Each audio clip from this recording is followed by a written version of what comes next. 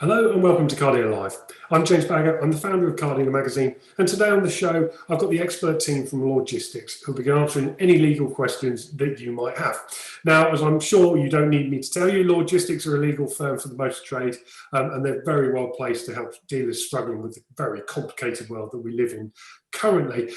Joining me are Kirill Mozgovchuk, who's an employment law specialist for Lawgistics, joined them in 2016. I've got Nona Bokis, a solicitor who joined Lawgistics in 2014, and Jason Williams, who's a former trading standards officer who joined the firm in 2013. Good afternoon to you all. Good afternoon. Thank you very much for joining me. Now, if you're watching this on YouTube and you've got any burning questions for any of the team, please feel free to send them in. I'll be going through as many of them as I can do. But firstly, we're going to start with Kirill. Let's talk that most important word in the motor trade at the moment, furlough. There were some big changes last week on this. Most importantly, with part-time being allowed and bringing back staff on that. Talk to me a little bit about how that works, Kirill. Sure, James. Yeah, thank you. First of all, yes, indeed, there were some very important changes introduced last week. And just before that, the Treasury issued modified directions. That's the actual law covering the scheme. Now, the important thing to understand that the current scheme as is closes on the 30th of June, at the end of June.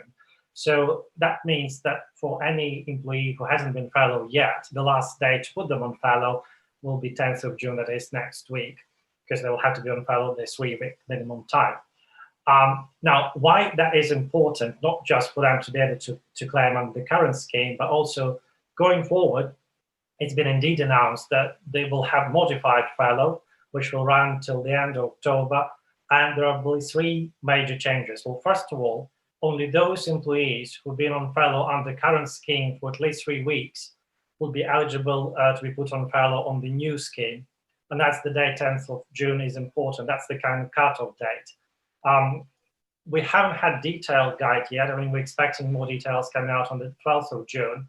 But on Twitter, HMRC clarified that the employee will have to be at any time, so from the 1st of March onwards, any time within time space for 3 weeks on furlough to be able to then switch to the new scheme. So that's the first one. The scheme is essentially closed for the new entrants.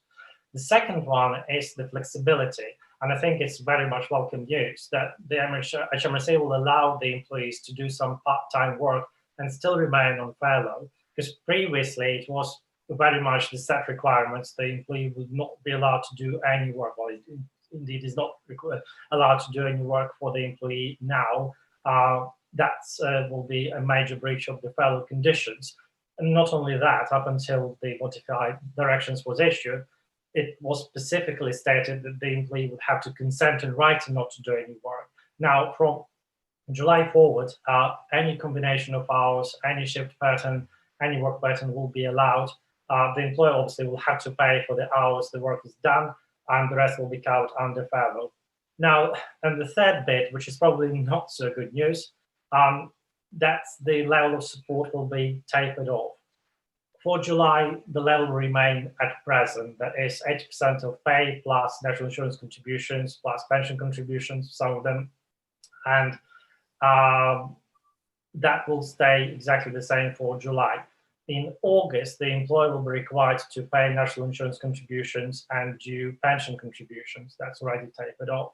Now, come September, the employee will still be getting 80% of the normal pay, but the employer will be expected to contribute not only NI and pension contributions, but also 10% of that.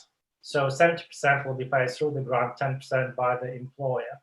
And come October, that level of support will reduce to 60%. So the employer will have to contribute 20%, and the government will pay 60% of the eligible furlough grant. Kirill, I've got quite a few questions on this, so please forgive me. But firstly, it's on that part time. So the employer, if they want to bring, they can bring the employees back for any amount of time they want, be it from half a day a week to 3 days a week. Is that correct? That is exactly that. That is current understanding how it works. So Sorry. Sorry, carry on. So if the employer did that, they would have to pay that employee their normal full-time rate for that amount of time. Is that right? Well, whichever rate the employee was on, so that should be covered for the work done, the hours worked. The employer will pay. The rest of it will be paid by the government, essentially, through the scheme. So if someone is applied, obviously was working part-time and then put on furlough, it will be prorated. But for those, say, full-time employees or part-time, any combination of working and workless days, hours should be allowed. And with that, the second portion, the portion that's covered by the government, so they will get 100% of their wages for the time that they're working for the employer, and then the second part will be at the 80% rate until the furlough scheme ends. Is that right? That's right, James. That is absolutely correct. That's how it will work. So leading on from that, there will be a lot of businesses out there that are thinking that they haven't got full-time work for these members of staff, that they do want to bring some people back part-time, and actually going forward after the furlough scheme, that part-time will be something that will continue in their minds. Are they allowed to bring that staff member back now part-time and pay for the second portion of their wages, topping them up to 80% until the furlough scheme ends? Or if they've made the decision that these employees are going to be part-time even after the scheme ends, do they have to make that change now? James, I'm afraid I will have to give you a typical legal answer. It depends. It will depend. Say if you have someone who is employed full-time and then, as you say, the hours reduced, it's likely that there will be no enough work for full-time going after the furlough. Technically speaking, it will be a variation of the contract and will have to be agreed and be accepted by the employee.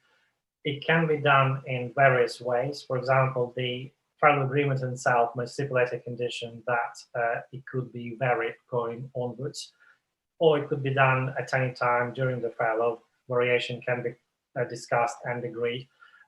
So technically speaking, to put someone from full-time to part-time, the employment contract will have to be varied at some point, and that can be done in this way. So if you're bringing someone back part-time now, you would have to have that discussion with them to say that even though they're on furlough, we're changing your terms and conditions of your employment to bring you back part-time part of the week, even though that might be something that's going to continue in the future? That is correct. I mean, the furlough is an exception to quite a few rules, I would say. The employee will have essentially to surrender its pay, will have to agree not to do any work and a few other things in return for the furlough grant. The default position is that after furlough ends, the employment contract resumes in full with all the terms and conditions regarding the hours, regarding pay, and so on and so forth. So if some employees would need to think about changes, cutting the hours, perhaps cutting the pay, that variation will have to be discussed. I would suggest, yes, probably sooner rather than later, and furlough will be an opportune time to do so. Okay, Kirill, I'm going to come back to you in a moment because I've got a lot of questions, but I'd like to move on to some other subjects just first. Firstly, let me turn to you. What are the biggest problems you've been seeing now dealers are back at work this week? I mean, what's the Lawgistics backphone been ringing with? The backbone, it's a good name for it. A lot of this week has been about redundancies, because I think dealers are now getting back and either thinking business isn't going to be as good as it was before, or it's going to be different from how it was before. And I think where, especially the dealers that have been open and doing sort of the click and collect and reserve and those sort of things, they're thinking, well, actually, we can do this in a more cost-effective way.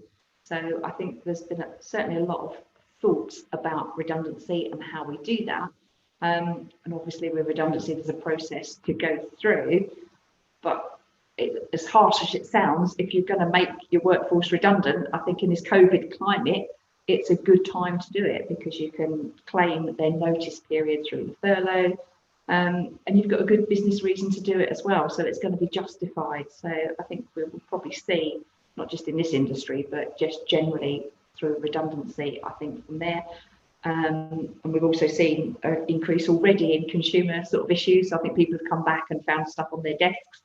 They're like, oh, this is from 3 months ago. The consumer was complaining. What can we do? We see it most of those. And we're also starting to see some more. In fact, I've had a PPI case arrive this morning, which I thought I was never going to see again. But the consumer complained to Black Horse before the deadline last year, and Black Horse have only just sent it out to the car dealer. We're going to say it's out of time by the time it landed with us, but that will probably go off to the financial ombudsman and see. And then we're getting a lot of complaints about mis-selling with the commission stuff, all the new stuff that came out from the FCA earlier in the year after their motor trade review.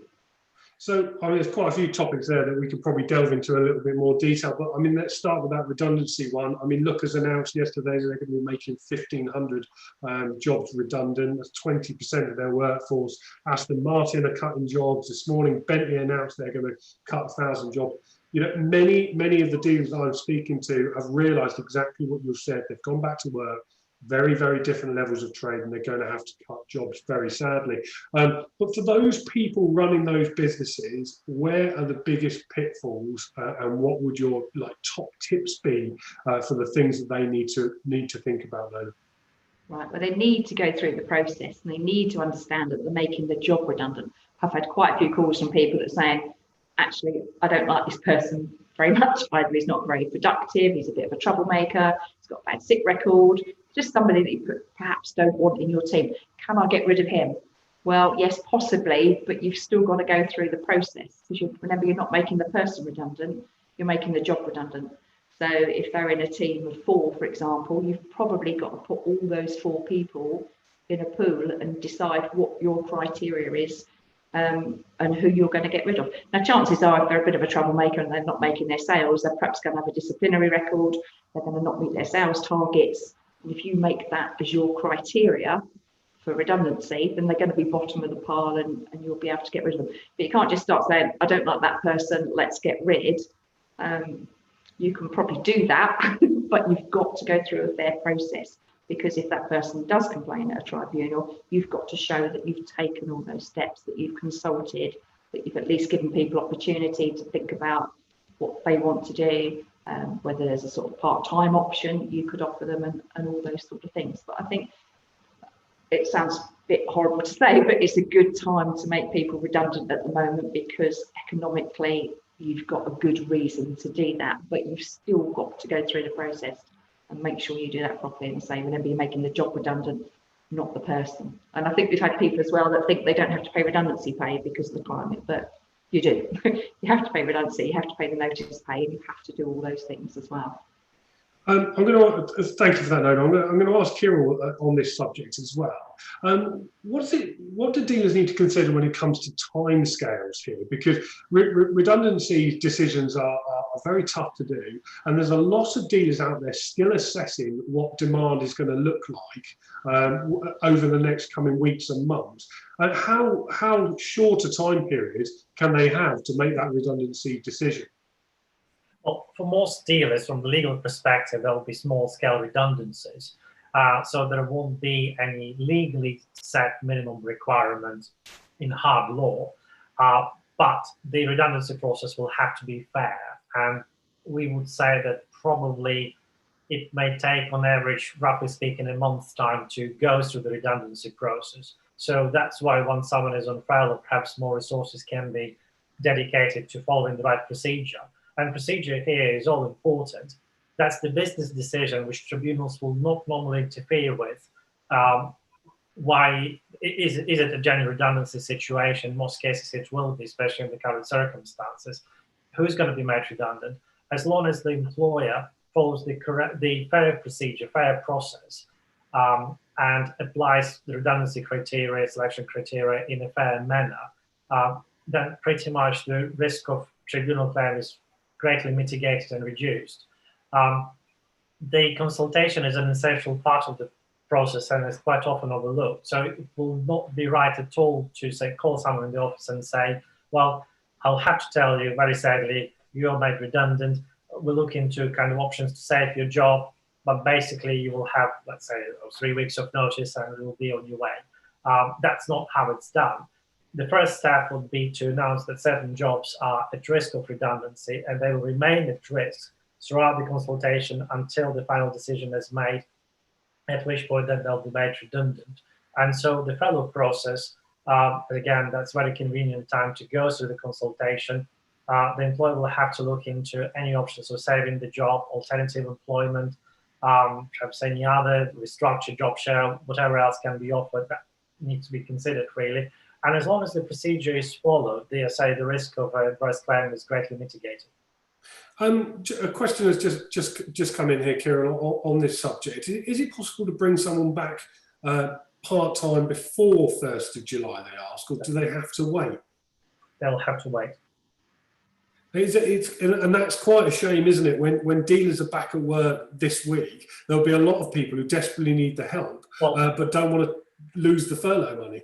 James, if you ask me personally, I think that's one of the biggest shortfalls of the current scheme. Maybe it was done for the sake of convenience and ease of administration. We have quite a number of inquiries to say, well, I need someone to do some quite small jobs really, but do I have to call them back from furlough? Yes, you do, even just for a few days. So that flexibility was not there. The flexibility will come, but only come July. And just one more point on this scheme.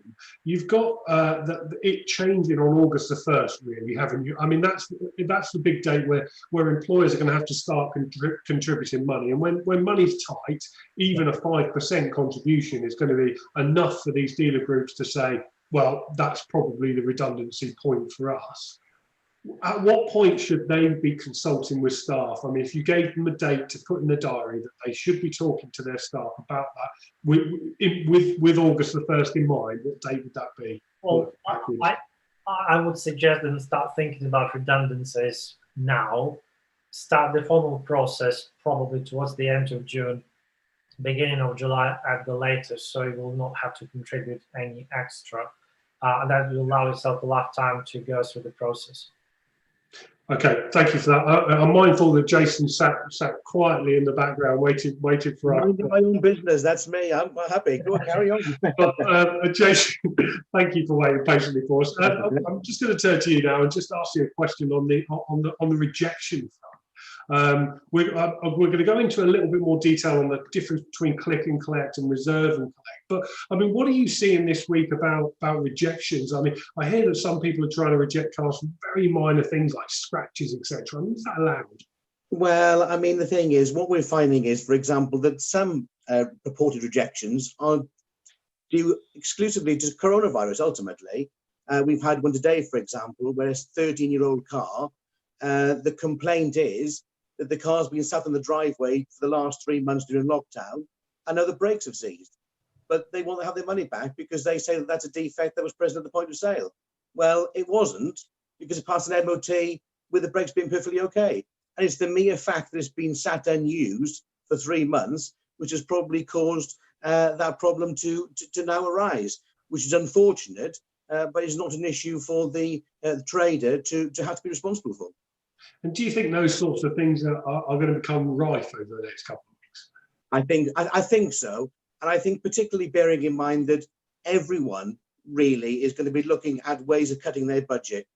And I think if they see a car on the driveway that they're not using very often, or which they can't afford to keep anymore, people, rather than selling it at a loss maybe, they're going to look to try and find some way of making out that there's something wrong with it, to try and get all of their money back, purely because they can't afford to keep it anymore. And they're going to make out things are wrong with the vehicle when actually they're not.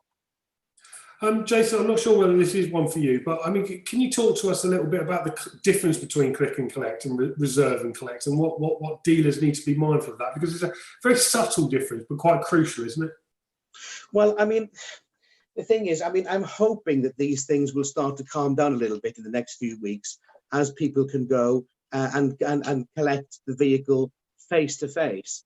Because the issue really depends on whether you have to give a cancellation notice or not. And a 14-day cancellation notice is given in 2 distinct circumstances. One is when there's a distance sale, when there is no face-to-face contact between the dealer and the consumer on site before the contract is concluded. And so in other words, if someone looks online, sees a car that they like and pays for all of it up front and then has it delivered to them, that's a distance sale, okay? And so a cancellation notice has to be given. Now, if someone looks online, sees a car that they like and pays only a deposit, the car is then delivered to the consumer, who then looks it over, says, yes, I like this vehicle, I'm going to buy it. I'm going to go in the house now and transfer the money over electronically to you. That is a contract that's concluded off the trader's premises. Now, in both cases, a 14-day cancellation notice has to be given. But there is one difference that is unique. If it is a distance sale, the trader can say to the consumer in the notice, in the cancellation notice, that the consumer is responsible for returning the vehicle back to the trader if they want to exercise their right of cancellation. If it's a contract that's concluded on the doorstep, the trader must bear the cost of returning it back to themselves. And that's the big difference.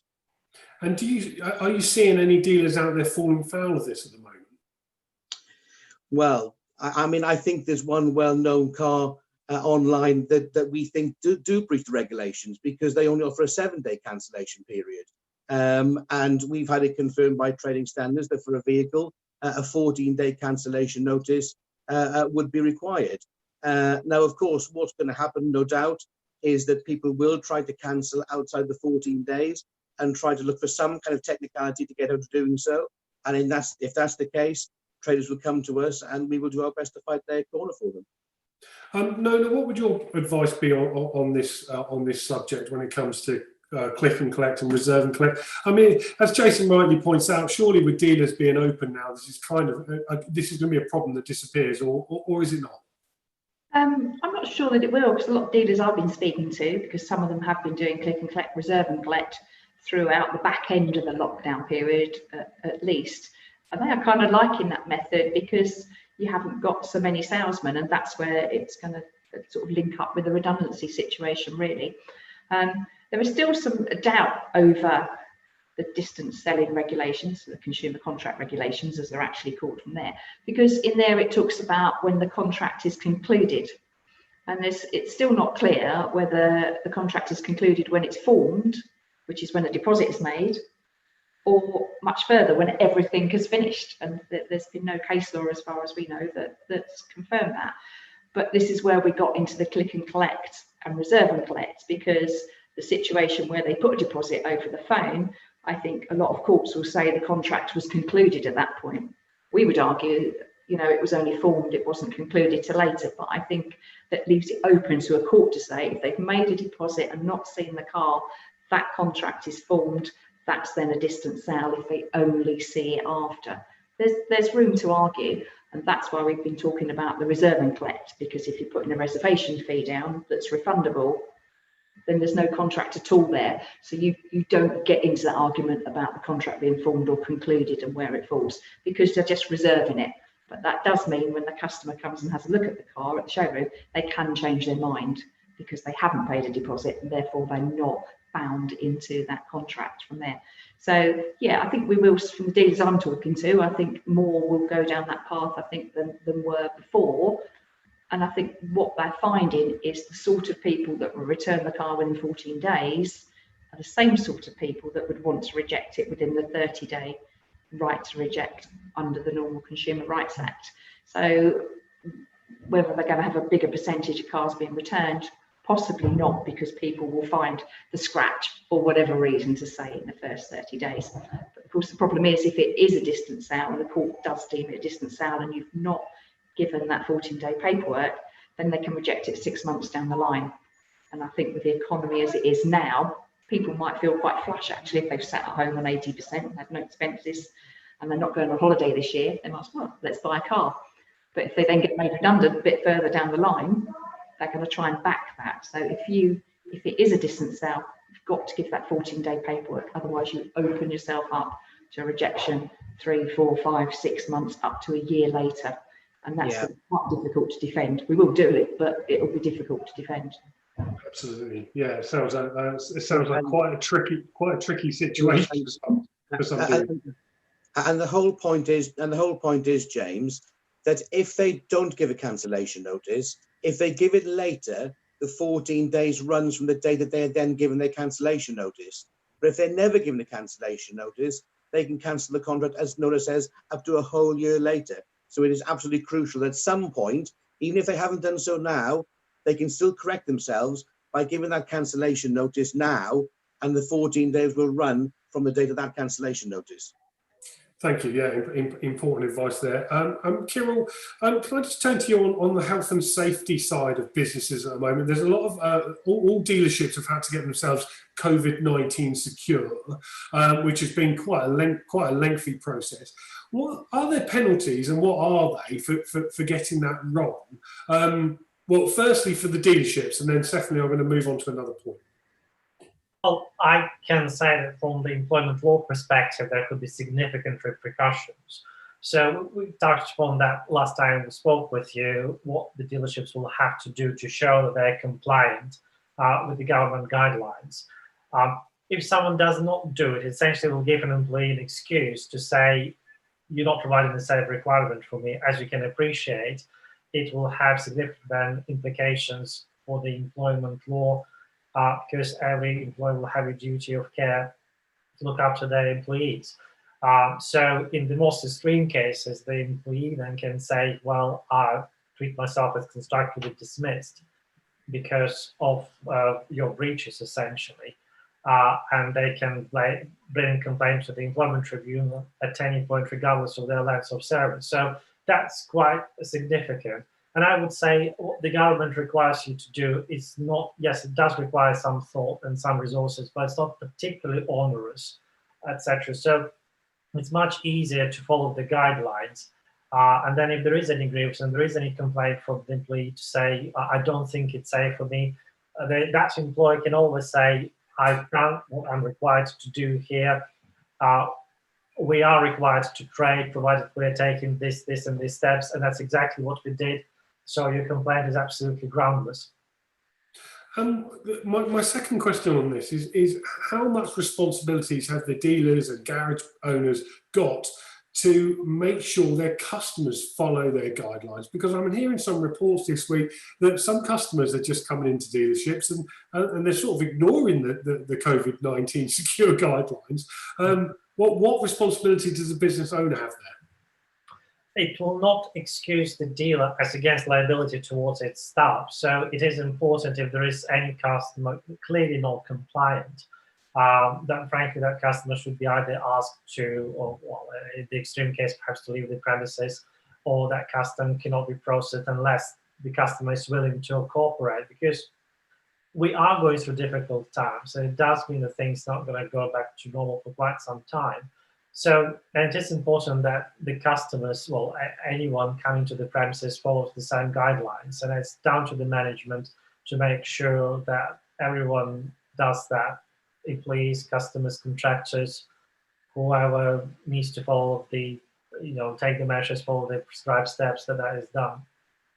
Thank you for that. No, can I turn to you? I'm hearing that there's a number of letters now being fired out from ambulance chasing solicitors on their next hunt for another PPI kind of follow-on. And this time it's about the commission paid on finance sales. Is that correct? Are you hearing that? Yeah, that is, that we are starting to see a steady trickle now of letters from, and it's not just one company, there's a few companies that have set themselves up now targeting people that have been sold car finance. We thought it was going to be about the PCP and the kind of mileage arguments, but on the back of the FCA review, sort of back end of last year, and some of the stuff that they published this year in 2020, there is a real emphasis now on commission, and this is where the ambulance chasers are looking to now. So dealers need to make sure, along with all the other paperwork they're doing, that they've got all the commission stuff right as well. I think it's quite clear in the FCA handbook. I mean, they're not easy to look through. The comp guidances, they're not very user friendly, but it is in there.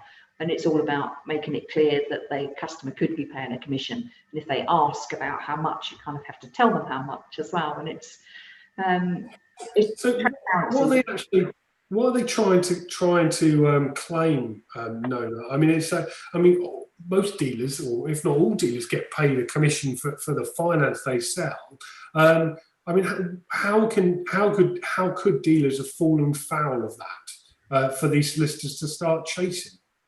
That they're looking for is in the paperwork. Have you actually put it in the written paperwork that there is a commission element as part of that finance? Although it's obvious to everybody, unless it's in the paperwork, that gives the ambulance chasers a chance to have a look at that. And what they're also questioning is this around the DIC commission. Well, why did you give your customer that deal? I've got one now where the customer was refused, I think Santander and Motor Novo, and he's gone somewhere else, subprime.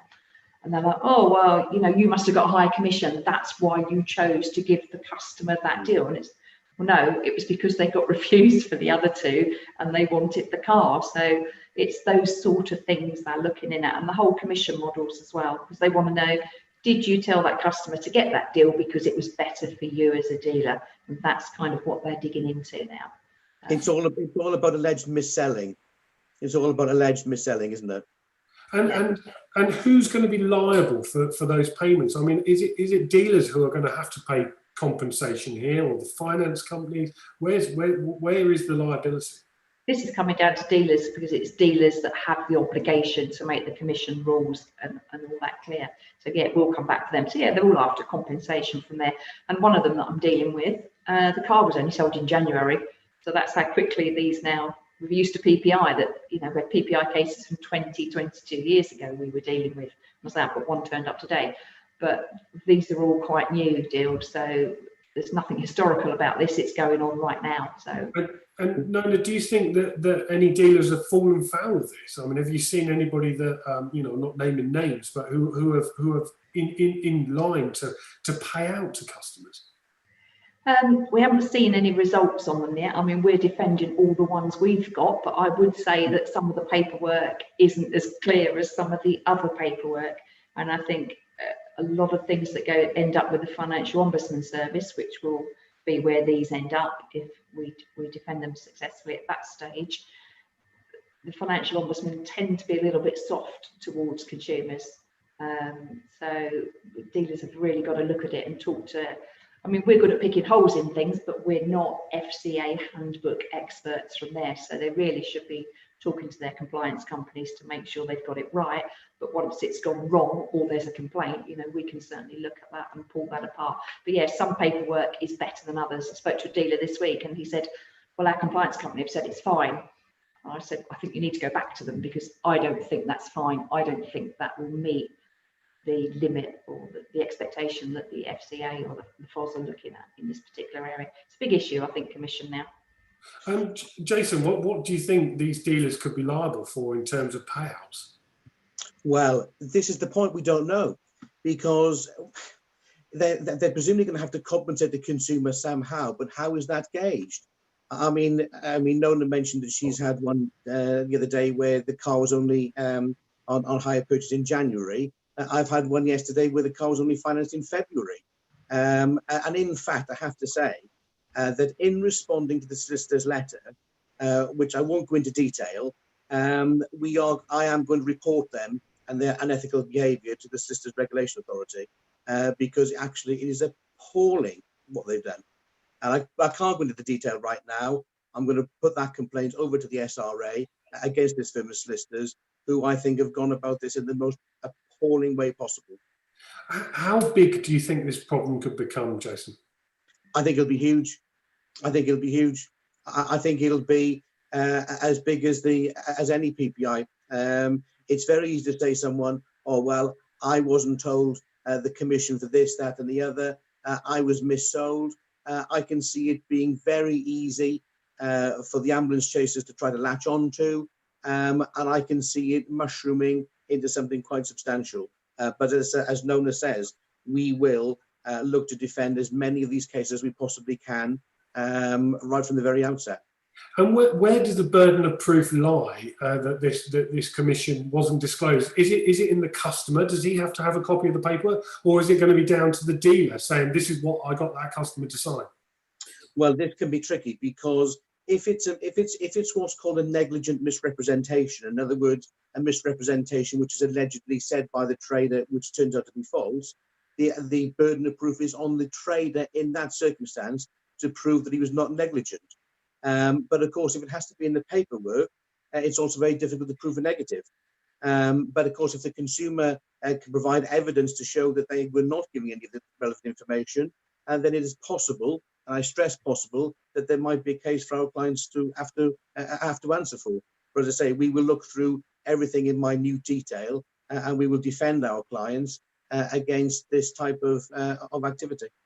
And I suppose for some of the big dealer groups, this could be incredibly damaging. Yeah, it could be potentially, yeah, because the chances are that if a trader has done it wrong once, the chances are that they've gone through the same system time and time again and have made the same errors, possibly. I think we'll have to keep a very close eye on that over the next few weeks. And if you hear any more, then please let me know. A massive thank you to you all today for giving up your time. Jason, Kirill, Nola, thank you very much for joining me once again. I really appreciate you giving up your time. And best of luck in fighting those cases as you go on.